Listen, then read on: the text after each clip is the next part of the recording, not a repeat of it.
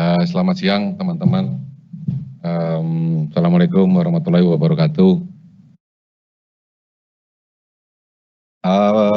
Siang ini kita mau mengupdate, mau diskusikan ya, sebagian besar daripada data ataupun informasi yang kita akan share, akan kita diskusikan siang ini, itu adalah angka kuartal pertama 2023. Tentu saja sudah dipublikasikan di OJK dan kemudian di media, walaupun ada beberapa informasi ataupun data-data yang masih didasarkan angka di tahun 2022 kemarin, ya. Dan rapat umum pemegang saham untuk tahun buku 2022 sudah terjadi sebelum hari raya waktu itu, tanggal 19 April, sehingga karena memang timingnya kita baru sempat melakukan public expose di hari ini, yaitu mau mendekati akhir bulan Mei ya. Dan harapan kita juga bisa share hasil kuartal pertama di tahun 2023 ini.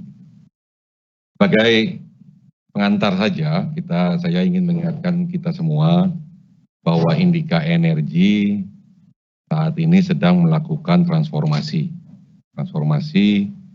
yang pada dasarnya transformasi didasarkan keinginan untuk menjadi lebih keberlanjutan, baik dari sisi operasionalnya, baik dari sisi keuangannya, dan itu akan tercermin dari kegiatan-kegiatan investasi kita, kegiatan-kegiatan divestasi kita, kegiatan-kegiatan proyek ataupun pengembangan proyek di masa-masa yang akan datang itu. Dan tentu saja di dalam transformasi tersebut ada beberapa target-target antara ataupun target-target yang jangka panjang, ya, dua hal yang sering menjadi diskusi secara internal kita, yaitu adalah target untuk kita bisa mencapai net zero emission sebelum tahun 2050. Yang kita maksud itu adalah emisi-emisi yang dihasilkan oleh anak-anak usaha ataupun investasi-investasi kita pada aset-aset tersebut nantinya di tahun 2050 ataupun lebih cepat bisa mencapai atau net zero emission gitu ya. Dan itu yang pertama. Yang kedua, tentu saja ada intermediate targetnya. Ya, aspirasinya adalah di tahun 2025 pendapatan ya Indika Energy secara konsolidasi itu akan balance 50-50 dari sektor yang sektor-sektor yang Indika Energy lebih dikenal dari sebelumnya dengan sektor-sektor yang relatif baru di dalam kelompok usaha di Indika Energy gitu. Nah, portfolio ataupun investasi-investasi yang saat ini ada di dalam naungan Indika Energy maupun inisiatif-inisiatif yang ingin coba dilakukan ada di slide ini, slide mengenai portfolio bisnis ya, yang bersebelah kiri ya, kalau ya benar sebelah kiri itu adalah energi yang sektor-sektor yang sejak pendiriannya di tahun 2000 ataupun secara efektif kegiatannya dimulai di tahun 2003-2004, fokus Indika Energy, yaitu lebih kepada sektor energi, ya baik itu sumber daya energi, baik itu jasa energi maupun infrastruktur energi. Dan masa mendatangnya investasinya itu akan lebih difokuskan kepada sektor-sektor yang di sebelah kanan, yaitu logistik infrastruktur, mineral, ini mineral termasuk juga mining ya, kemudian bisnis hijau, di mana di dalamnya kita mengkategorikannya ke beberapa subsektor, yaitu energi terbarukan, solusi berbasis alam, ya, kemudian pula sektor kendaraan listrik dan ekosistemnya. Dan terakhir, tetapi juga yang bukan yang paling akhir gitu ya, Ventura Digital ini berkaitan dengan bagaimana Indika Energy ingin berpartisipasi semua ke dalam transformasi digital dan juga analitik gitu ya. Nah, kesemua ini didasarkan pada keinginan untuk Indika Energy lebih berkelanjutan. Jadi bukan hanya 10 atau 20 tahun, tetapi pada keberadaan Indika Energy lebih jauh daripada semata-mata 20 atau 30 tahun dari sekarang gitu. Itu gambaran besar daripada yang transformasi yang kita coba ingin kerjakan, energi, ya, dan sudah mulai berjalan sejak awal 2018 sebenarnya ya. Beberapa investasi, nanti Pak Purbaya bisa memberikan update-nya baik itu di sektor pertambangan emas, kemudian di mineral kita juga sudah memulai investasi kita di sektor bauksit, ya, dan beberapa kegiatan yang sering muncul di permukaan saat ini adalah yang kaitannya dengan kendaraan berbasis listrik, gitu ya. Nah, sementara itu untuk yang ada beberapa update yang mungkin sebelum saya ingin sampaikan kepada rekan-rekan dari Indika Energy di sini, itu bahwa di tahun 2022 itu Indika Energy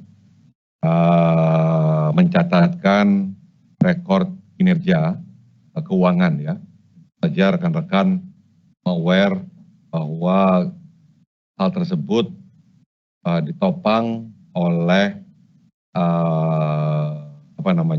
industri batubara yang mencapai rekor di selama sejarahnya ya, terutama ketika kita bicara mengenai harga jual batubara di global gitu ya.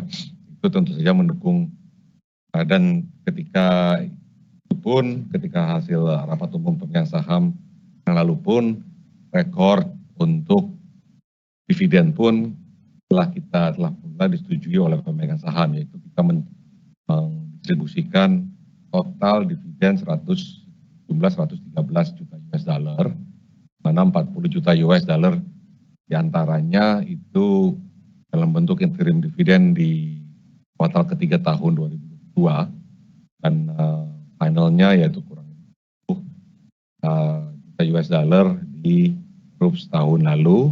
Distribusinya sudah terjadi awal Mei tahun 1 Mei 2 minggu yang lalu gitu ya. Jadi itu sudah berjalan dan pada saat yang sama cash flow, lonjakan cash flow yang kita peroleh selama tahun 2022 itu pun kita alokasikan untuk menurunkan hutang kita, hutang Indika Energy secara konsolidasi, gitu ya. Nah, ini yang jadi kalau kita bicara mengenai apa sih sebenarnya Indika Energy secara in a nutshell tahun 2022 ya, itu adalah kinerja sektor batubara menjadi penopang utama, tentu saja dengan harga batubara, dengan produksi batubara ya, kinerja baiknya di Indika Energy, di mana hasil baik daripada itu dialokasikan untuk beberapa inisiatif besar, tiga besar. Yang pertama, investasi untuk Indika Energy bertransformasi supaya Indika Energy bisa lebih berkelanjutan di masa mendatang, itu nomor satu. Nomor dua, tentu saja keberlanjutan bukan hanya mengenai investasi ataupun melakukan restrukturisasi daripada aset-asetnya saja, sebagian aset daripada Indika Energy, tetapi pun menurunkan exposure hutang di Indika Energy. Ya, jadi di sebelah kanannya di bagian balance sheet-nya asetnya ingin dibuat supaya lebih berkelanjutan, Dan tapi untuk keberlanjutan, untuk hidup kita pula, kita pun menurunkan exposure liability di sebelah kanan transitnya Indica Energy.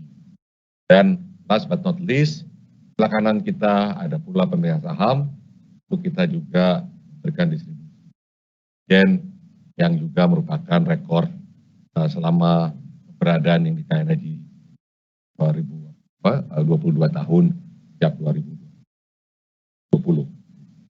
Itu gambaran besar yang ingin saya sampaikan siang ini. Ada beberapa inisiatif lanjutan yang tentu saja dalam konteks untuk keberlanjutan di energi ya, itu akan selalu seperti itu. Satu hal sebelum saya berikan kepada Pak Purbaya atau Ibu Retina untuk memberikan update yang lebih detail, saya ingin share juga bahwa aset utama Kideko Indica Energy saat ini yaitu Kideko Jayagung itu telah memperoleh izin usaha pertambangan khusus sebagai hasil perpanjangan daripada CCOW-nya. Ya, CCOW-nya berakhir 14 Maret 2023 dan di awal tahun atau di akhir tahun di 2022 kita sudah memperoleh perpanjangannya dalam bentuk usaha tambangan khusus sebagai hasil perpanjangan KB2B yang akan berlaku untuk tahun mendatang ya, sampai Maret 2033 gitu ya. Dan tarifnya ataupun perubahan tarif perpajakan hal yang lain itu serupa dengan apa yang rekan-rekan KB2B, perusahaan PKB2B lainnya yang sudah peroleh gitu ya. Ya, Daro Indonesia, KPC, Arutmin, dan beberapa lainnya. Demikian sebagai pengantar dari saya. Nanti kita bisa diskusi hal-hal yang lainnya, detailnya, sekalian ngobrol-ngobrol. Untuk itu saya akan serahkan kepada Pak Purbaya atau Pak Ibu Retina ya. Pak Purbaya, silakan Pak Pur.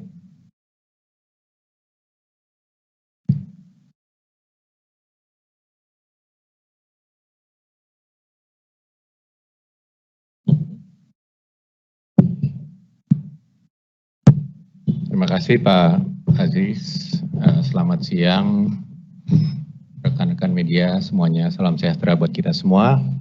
Meneruskan apa yang sudah disampaikan oleh Pak Aziz mengenai terobosan-terobosan yang kita sudah lakukan sejak di tahun 2018. Kalau kita cerita mengenai diversifikasi di bidang mineral, ada 3 perusahaan yang sekarang kita kelola. Salah satunya itu adalah PT Masmindo Dwi Arya yang saat ini mengembangkan tambang emas di Sulawesi Selatan. Nama kerennya itu Awak Mas. Seperti yang mungkin rekan-rekan media juga sudah tahu, karena ini sesuatu yang sudah kita beritakan juga sebelumnya. FEED itu sudah dilakukan di April 2022 dan konstruksi dimulai di tahun ini. Dan yang kita harapkan dengan 2 tahun waktu untuk melakukan konstruksi, kita akan bisa melihat first gold pertama kali di tahun 2025. Dan untuk melakukan proses konstruksi tersebut, kita pun juga sudah mendapatkan pendanaan sebesar $250 juta dari konsorsium, yaitu termasuk Bank Mandiri, BNI, UOB, DBS, dan juga KB Bukopin. Besarannya $250 juta. Tolong balik lagi. Oke. Kalau kita cerita mengenai apa yang sudah kita investasikan sampai di bulan Maret 2023, kisarannya sekitar 126 juta rekan-rekan media. Jadi jumlahnya lumayan signifikan. Dan juga kalau kita lihat daripada reserve daripada tambang emas ini, jumlahnya juga tidak kecil, yaitu kisarannya sekitar 1,5 juta ounce of reserve ya. di mana kalau kita lihat juga ininya mine life-nya pun juga tidak pendek. Kita perkirakan mine life-nya itu di atas 10 tahun ya. Nah, jadi secara rata-rata kita berharap pada saat produksi rata-rata itu produksinya untuk sekarang berdasarkan reserve-nya yang 1,5 juta ini menjadi kurang lebih sekitar 150.000 ounce. Jadi kalau itu dikaliin dengan harga emas sekarang yang kisaran sekitar $2.000 per ounce ya, itu bisa memberikan kontribusi yang signifikan untuk Indica Energy dimulai di tahun 2025. Yang kedua itu boksit. Kalau tambang emas di Sulawesi Selatan, tambang boksit kita yang di atas namakan PT Meko ya, Meko Mining, itu berlokasi di Kalimantan Barat. Dan Kalimantan Barat itu memang adalah area atau daerah yang memang yang sangat kaya dengan boksit ya, rekan-rekan media. Khusus untuk Meko sendiri, sumber dayanya kisarannya sekarang sekitar 30 metrik ton dan cadangannya sekitar 5,7 juta ton dengan kapasitas produksi sekitar 1 juta per tahun. Nah, untuk pertambangan boksit ini investasi kita sampai dengan di kuartal 1 bulan 2023 kisarannya itu hampir 15 juta dolar. Yang terakhir perdagangan nikel. Kita belum masuk ke tambang nikelnya sendiri, tapi kita sudah melakukan trading melalui PT Rockgeo Energy Nusantara dan investasi yang sudah kita lakukan sampai kuartal 1 tahun ini ya sebesarannya sekitar 3,2 juta dan volume yang sudah kita tradingkan, kita perdagangkan sekitar 44.000 wet metric ton daripada nikel itu sendiri. Jadi kalau kita lihat mineral secara keseluruhan, kalau kita lihat apa yang sudah kita investasikan di bidang mineral itu kisarannya sekitar, kalau saya lihat sini itu kisarannya itu sekitar hampir 150 juta pada saat kuartal 1 2023. Selanjutnya di slide berikutnya untuk hal-hal yang berhubungan dengan bisnis hijau. Di sini kita ada 2 perusahaan ya. Satu adalah Image. Ini adalah perusahaan patungan yang berdiri di tahun 2021 sampai sekarang kita sudah bisa mendapatkan kontrak yang besarannya sekitar 50-an megawatt peak. Sejak 2021, jadi dalam jangka waktu 2 tahun kita sudah berhasil untuk mendapatkan kontrak sebesar ini. Kalau kita lihat trennya rekan-rekan media di sini adalah bahwa kalau mungkin awal-awalnya dari segi pekerjaan kita atau kontrak kita itu besarannya mungkin masih di bawah 5 megawatt. Kita melihat trennya ini ke depannya akan naik. Jadi untuk setiap kontrak yang kita dapatkan dari segi jumlah megawatt peak per kontrak itu sekarang trennya itu sudah naik untuk Image ya.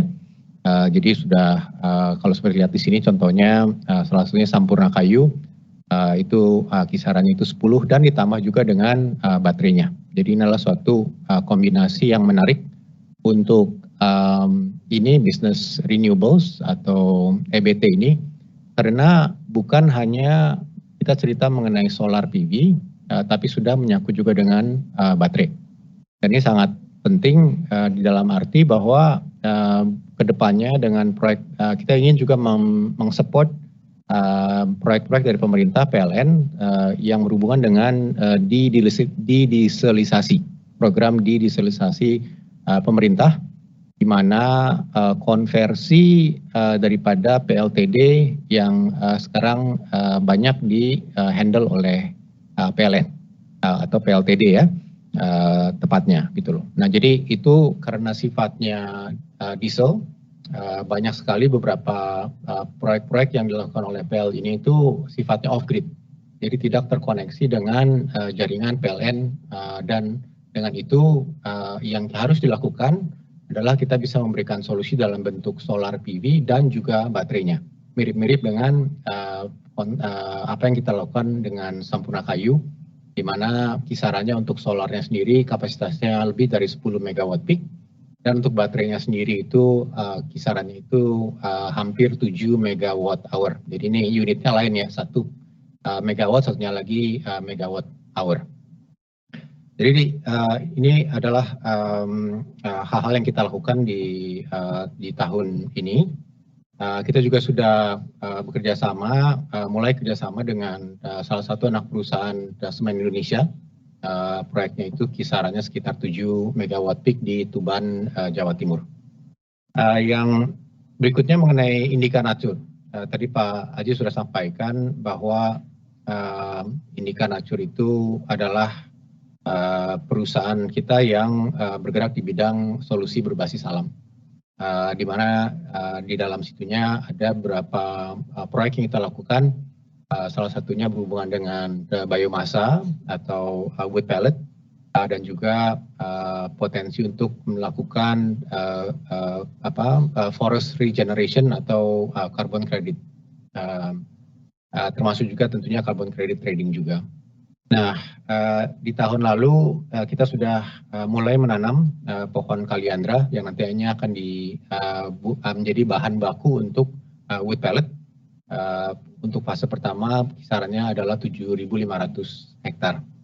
Dan juga di awal tahun ini, Januari, kita juga sudah melakukan akuisisi daripada salah satu perusahaan yang di dalam bidang minyak atsiri atau essential oil, dan PT-nya itu PT Natura Aromatik Nusantara. Jadi tujuan daripada akuisisi ini adalah kita berharap dengan adanya Natura di sini itu akan bisa membantu kita dari segi supply chain daripada Indika Nature ke depannya. Antara Image dan Indika Nature kalau digabung total investasi yang sudah kita lakukan sampai dengan Maret 2023 kisarannya adalah sekitar 47 juta dolar. Berikutnya mengenai electric vehicles. Di sini ada 3 perusahaan. Satunya adalah Alva yang menjadi perusahaan elektrik two wheelers buat kita ya, kendaraan listrik roda 2. Saat ini statusnya adalah bahwa kita sudah menjual termasuk juga pre-order yang kisarannya sudah 4 digit, jadi sudah ribuan Bapak Ibu sekalian. Dan ini pun juga dilanjutkan dengan manufacturing yang juga sudah kita bangun sejak tahun lalu dan sudah berproduksi sejak November tahun lalu. Dan kapasitas daripada motor listrik ini di Cikarang kisarannya adalah 100.000 unit per tahun. Kalau kita cerita mengenai insentif dari pemerintah, motor pertama model kita yang kita sebut Alpha One itu pun juga sudah masuk ke daftar motor listrik yang bisa menerima insentif pemerintah tersebut. Yang teman-teman sudah tahu kisarannya 7 juta rupiah ya. Dan untuk Alpha One ini TKDN yang kita sudah dapatkan sekitarannya sekitar 44%. Apa yang kita lakukan di tahun ini untuk Alpha, satu kita ingin Alpha ini untuk mengaspal bukan hanya di Jabodetabek saja, tapi juga di kota-kota besar lainnya di Jawa dan Bali. Dan malahan kita sudah mempunyai point of sales di Bali sejak bulan April, sejak bulan lalu. Dan rencananya dalam waktu dekat ini kita juga akan bisa membuka POS tersebut supaya produk kami bisa dinikmati juga oleh lebih banyak konsumen-konsumen di negara-negara di kota-kota besar ini. Di mana dalam waktu dekat ini ada beberapa kota besar di Jawa akan juga kita melakukan pembukaan dalam waktu dekat ini. Jadi dengan itulah kita berharap bahwa penjualan daripada Alpha ke depannya akan lebih meningkat lagi.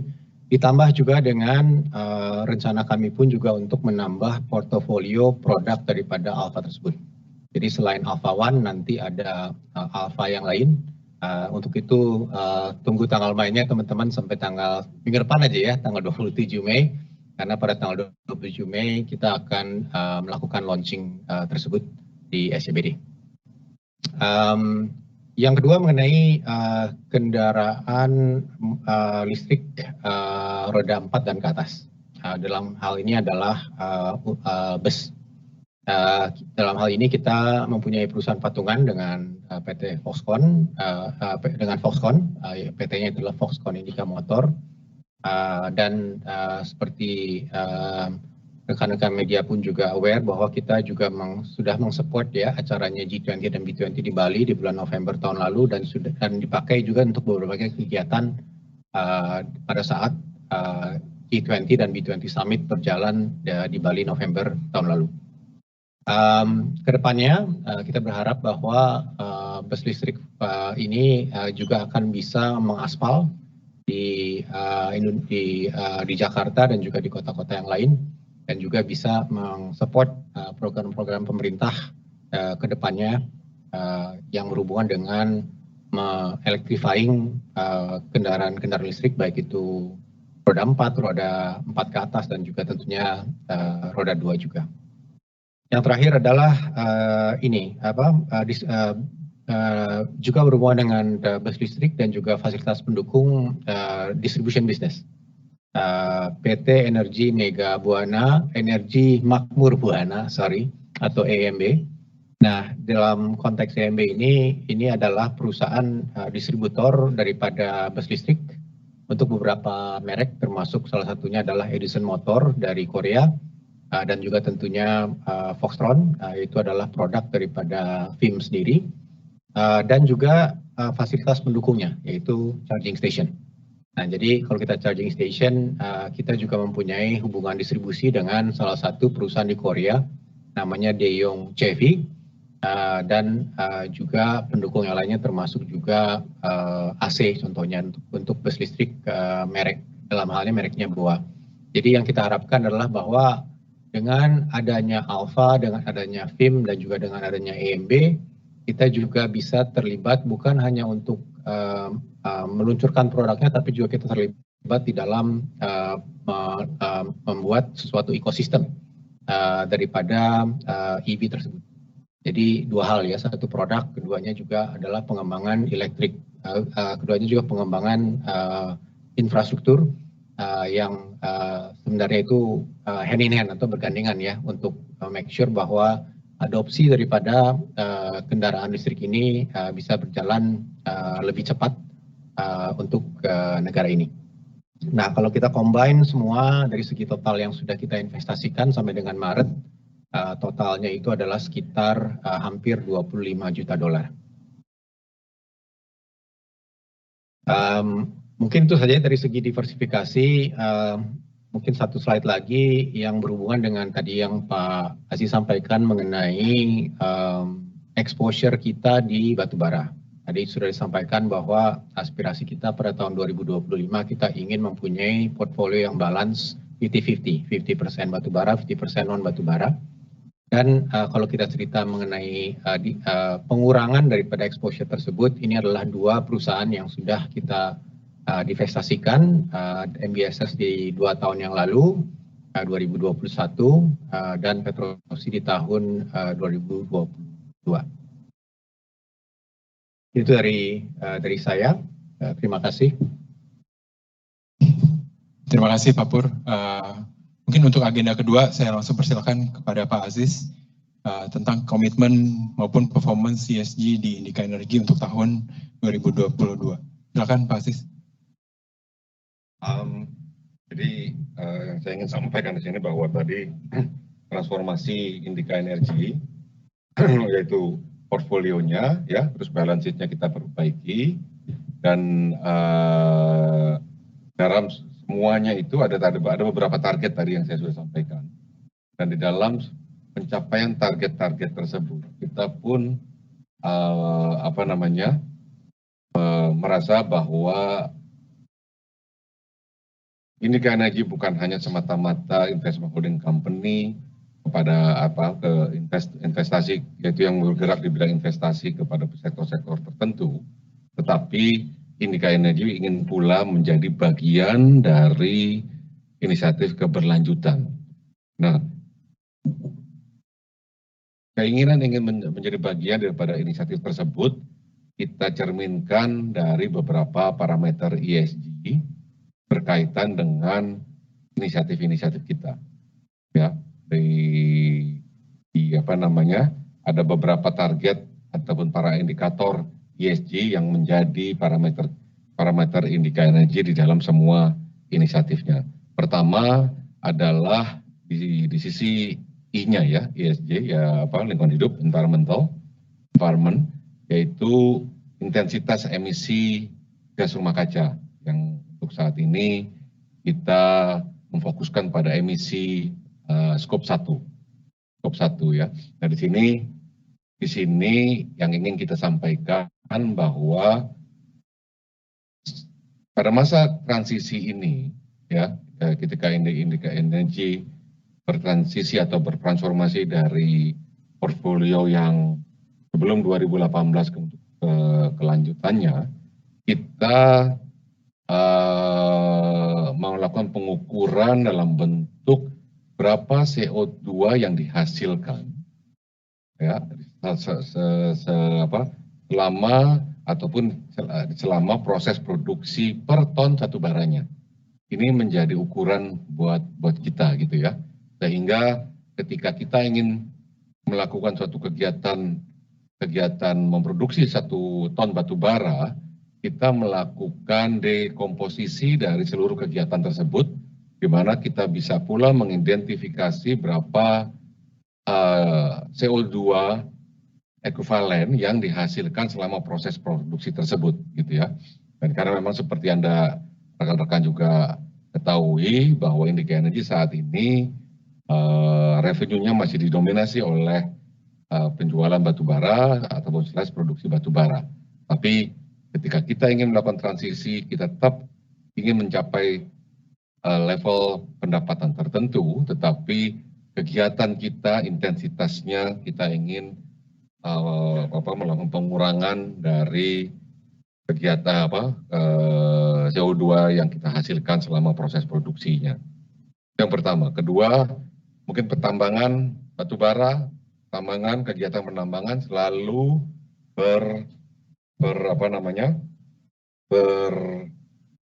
berpusat ataupun selalu terekspos dengan pembukaan lahan, ya, sehingga reklamasi lahan juga menjadi ukuran penting bagi ataupun di sektor ataupun di komponen environment, lingkungan hidup di ESG. Itu yang kedua. Yang pilar kedua yaitu S, sosial.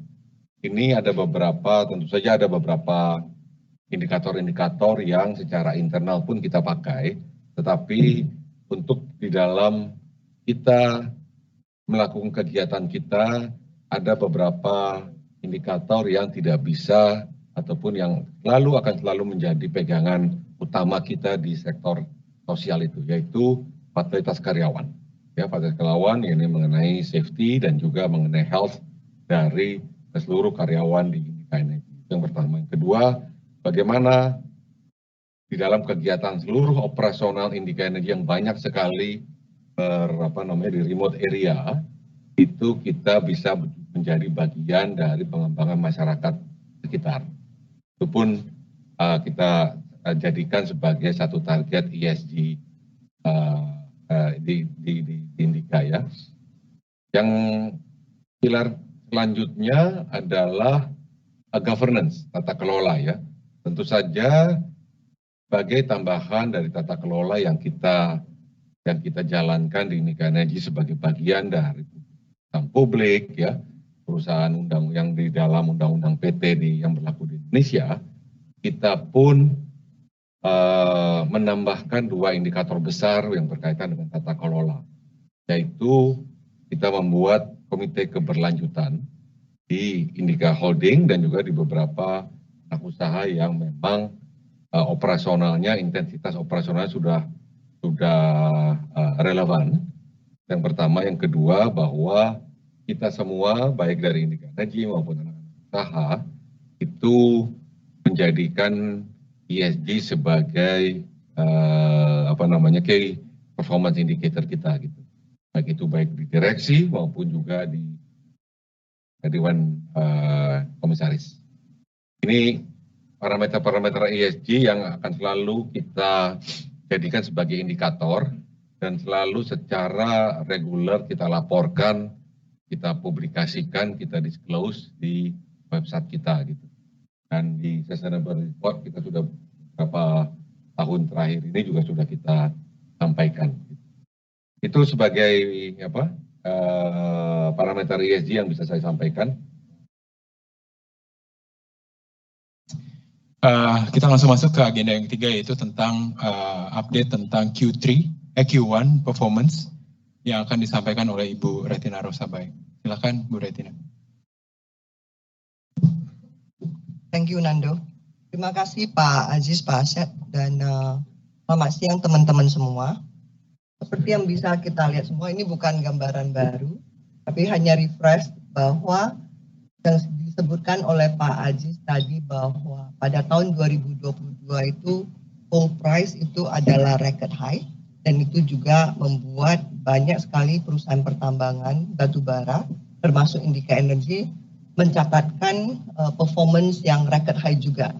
Dan ini tercermin bahwa pada tahun 2022 itu kita lihat pada awal tahun 2022 coal prices di harga 226 Newcastle Index itu naik menjadi 400 lebih di akhir tahun 2022.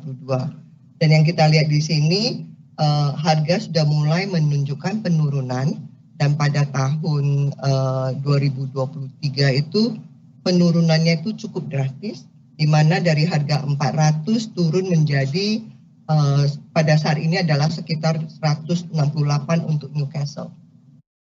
Nah, harga batu bara untuk Qideco sendiri itu adalah mengacu pada ICI Index 4, yang mana digambarkan pada garis warna biru. Nah, di situ harganya itu memang ada sedikit naik turunnya, tapi tidak sedrastis yang di Newcastle yang dari 400 turun menjadi 168, tapi ini di kisaran sekitar 90-an, 80-an, dan pada akhir April dan Mei ini adalah di sekitar 70. Nah, kalau kita lihat di keterangan bawahnya itu di ICI 4, first quarter 2023, harga penjualan harga average rata-rata ICI 4 itu adalah sekitar 76-77 juta, dibandingkan tahun lalu adalah sekitar 82,3. Kalau kita lihat di graf ini, di first quarter 2022, harga cukup tinggi, itu ditopang oleh beberapa hal, salah satunya juga adanya, kalau teman-teman ingat itu ada export ban pada bulan Januari. Jadi itu ada penumpukan dan average-nya menjadi cukup naik juga, tapi juga ditopang oleh kenaikan daripada harga batu bara secara general. Next. Nah, ini adalah assumption yang kita pakai, panduan untuk 2023, di mana volume produksi untuk batu bara itu adalah 31 juta, ini turun daripada 2022 adalah 34 juta. Terus kita lakukan ini tuh sejalan dengan tujuan kita juga untuk menurunkan exposure-nya kita dari batu bara seiring dengan tujuan akhir kita untuk mencapai net zero. Nah, dari produksi yang targetnya 31, first quarter itu hasilnya adalah sekitar 6,9 juta ton, dan ini dari sisi kita melihatnya adalah inline dengan kita punya target. Nah, stripping ratio di 6, first quarter adalah 5,4, ini juga ada pengaruhnya, itu adalah dari weather, daripada kejadian dari Januari sampai Maret. Selanjutnya harga jual rata-rata adalah yang di-achieve adalah 87, targetnya itu adalah 83. Nah, cash cost di sini adalah without royalty. Di harga 39 budget dan realize-nya itu adalah 36. Kenapa kita sampaikan di sini adalah without royalty? Seperti yang tadi disampaikan pada awal bahwa sejak Januari 2023 ini kita telah beralih daripada PKB 2B menjadi IUPK, di mana perubahan daripada royalti itu cukup signifikan. di mana sebelumnya kita bayar 13,5% royalti pada first quarter 23 ini. Kalau berdasarkan harga jual batu bara rata-rata kita akan kena yang 28% royalti. Tetapi realize-nya itu adalah sekitar 34%. Kenapa 34%? Karena dasar daripada perhitungan royalti itu berdasarkan HBA yang ditentukan oleh pemerintah. Jadi bukan the actual selling prices yang di-realize oleh Qideco. Jadi realize-nya itu menjadi 34 juta. Jadi cukup signifikan kalau kita bandingkan dari tahun 2022 ke 2023 dari average 13,5 menjadi sekarang 34. Nah, kedepannya apakah akan tetap 28%? Belum tentu. Ini semua akan tergantung pada average batu bara pada saat second quarter, third quarter, dan selanjutnya. Next. Ini adalah capex, budget capex kita. Total daripada untuk 2023 itu adalah 300 juta dolar dan yang sudah realize pada first quarter itu adalah sekitar 22 juta dolar. Nah, yang paling besar kita lihat di sini capex itu adalah di pertambangan batu bara adalah awak mas karena kita dalam tahap pengembangan pada saat ini. Selanjutnya itu adalah di Indica Resources karena sekarang kita itu dalam tahap pengembangan yang ada di coking coal. Selanjutnya di IMP DMG itu adalah dan MH juga itu adalah berhubungan dengan bisnis lain kita yang di renewable dan di green energy seperti yang tadi disampaikan oleh Pak Purbaya. Next. Ini bukan hal yang baru, press release-nya dan angkanya itu sudah kita rilis pada akhir bulan April kemarin, di mana pendapatan pada first quarter tahun ini adalah 900 juta dolar, naik sekitar 9% dibandingkan first quarter tahun lalu. Nah, laba bersih adalah 58,9 juta, ini turun dibandingkan tahun lalu, again ada beberapa faktor, terutama adalah pembayaran royalti yang cukup tinggi dari 13,5% menjadi 34% realized on the first quarter. Nah, di laba inti itu again 82,7 turun sekitar 13% dibandingkan first quarter tahun lalu. Satu lagi yang mau saya sampaikan bahwa selain ada kenaikan di royalti yang cukup signifikan, memang income tax-nya itu turun di Qideco sendiri dari 45% menjadi prevailing sekarang adalah 22%. Tetapi on top of itu kita juga membayarkan additional 10% after tax income, 10% untuk pembayaran kepada pemerintah. Jadi total perubahan dari PKB 2B menjadi UPK itu bukan hanya di royalti tetapi juga di income tax dan juga additional 10% yang kita share ke government. Next. Nah, ini selanjutnya saya tidak akan secara lebih detail lagi karena itu sudah pernah kita sampaikan dan juga sudah ada press release-nya. Nah, dari sini kita bisa lihat bahwa sumbangan daripada Qideco kepada overall daripada revenue kita itu masih sekitar 71% di tahun lalu, di first quarter tahun ini sedikit naik dibandingkan tahun lalu. Walaupun kita sudah divest Petrosi. Again, ini karena harga jual batu bara itu yang masih cukup tinggi. Ini adalah kinerja daripada Qideco sendiri. Dan sebagian besar itu kita juga masih ekspor ya.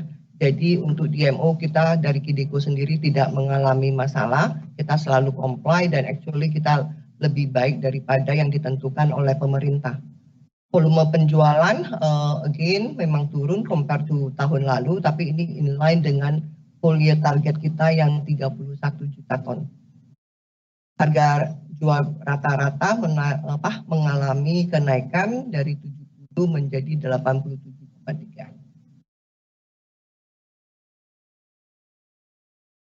Laba kotor again karena bukan pertimbangan, karena adanya royalti yang kita bayar cukup tinggi, walaupun harga jual batu bara mengalami kenaikan, tapi royalti yang cukup tinggi naik signifikan. Jadi laba kotor juga mengalami penurunan sekitar 24%. Demikian yang dapat kita sampaikan dari sisi keuangan untuk sesi ini. Terima kasih.